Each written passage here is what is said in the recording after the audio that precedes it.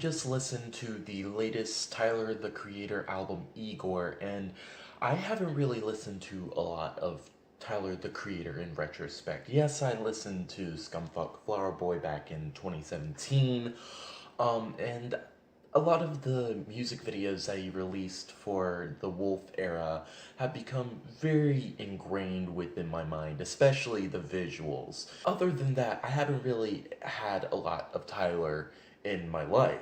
However, that's not meant to detract from this record because honestly, I think it's pretty good. It definitely draws a lot from Scumfuck Flower Boy, especially in the production as well as the lack of rapping that is to be had here. However, there are a few pitch alterations that can be a little bit awkward at times. Like especially on Earthquake, where it reminds me a lot of Saturation 1 era Brockhampton, especially the song Bank.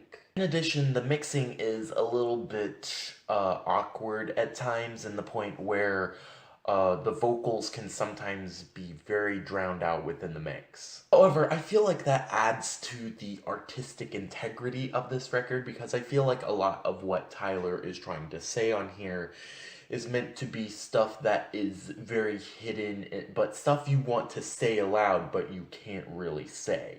So as a result, I'm really enjoying this record so far, but I'm going to have to give it a few more listens before I really give a good judgment of it.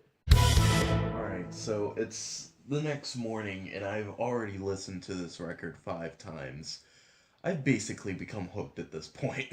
And I'm not exactly sure why. I think a lot of it has to do with the fact that it has a pretty brief runtime at only 39 minutes.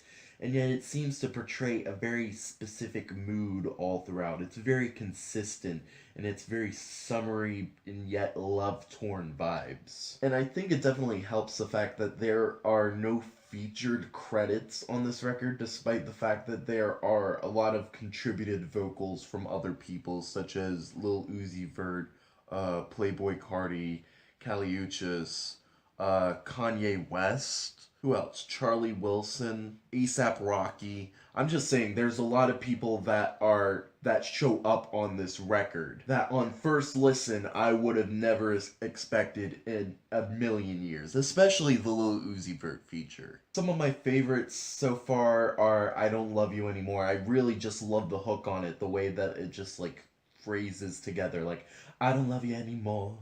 I don't know, something like that. I really do love Igor's theme in Earthquake, and I feel like that's a really great triplet of songs that blend together very nicely. Then there's What's Wrong, which of course is a bop in every sense of the word. That bass kicks hard. I don't know if I could really say anything bad about this record so far. I'll give it a few more listens, and we'll see how it goes from there. So I've listened to this record, 3 more times, and I can say there are a couple of small inconsistencies I'm beginning to notice. First off, a couple of passages feel as though they're not as on key as the rest of them, specifically a guitar solo that's near the end of Are We Still Friends? Within the latter half, I don't really know what key it goes to, but it doesn't really sound spectacular with the rest of the mix. In addition, New Magic Wand, as much as I love that song, the refrain,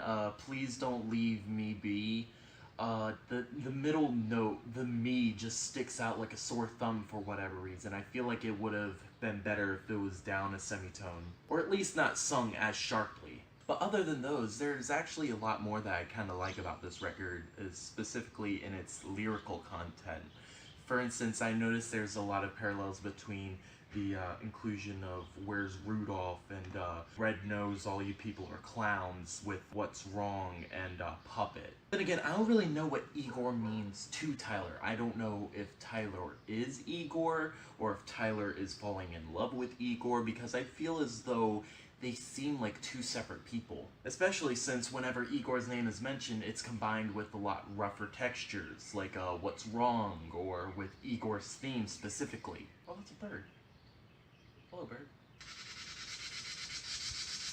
But yeah, there's still a lot for me to figure out in terms of the main themes of this record and what we are supposed to be learning from it all. So I'll probably give it one more listen and see if I can get anything from that. Alright, so this is a little side note. I was at work at my pizza delivery place, and I was doing the beginning of my first listens for the Carly Rae Jepsen album that just came out.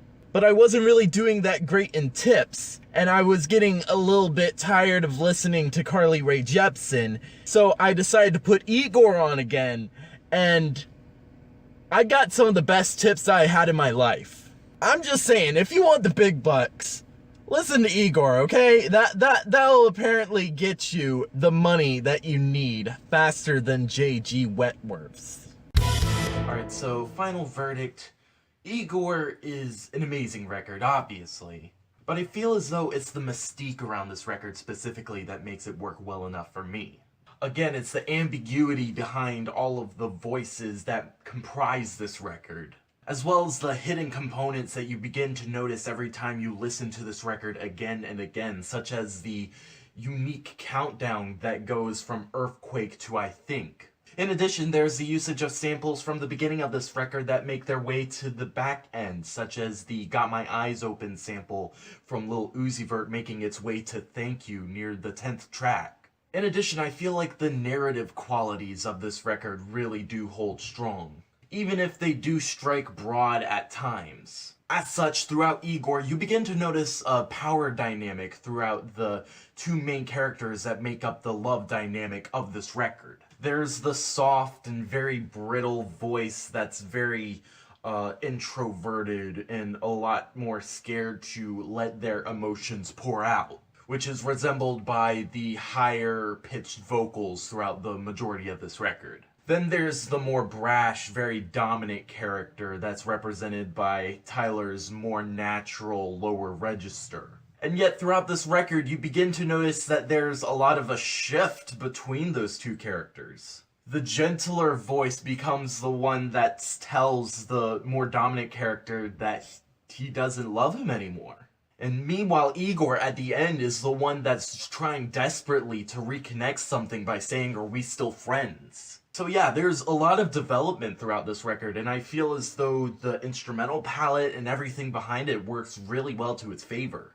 If we can go to the board for a second, we can see what songs I liked and which ones I didn't. Again, I've already said my piece about I Don't Love You Anymore and what's good. New Magic Wand has kind of grown on me. The sample that I didn't really like has really grown on me a lot. And a lot of people might be mad that I took the one that has the Kanye West feature in here, but I just can't get behind it. But yeah, overall, this is a phenomenal record. Tyler has done it yet again, and I feel like giving this record a 9 out of 10. So yeah, thank you so much for watching. If you want to recommend some records I should do this experiment towards, I would be gladly to accept them.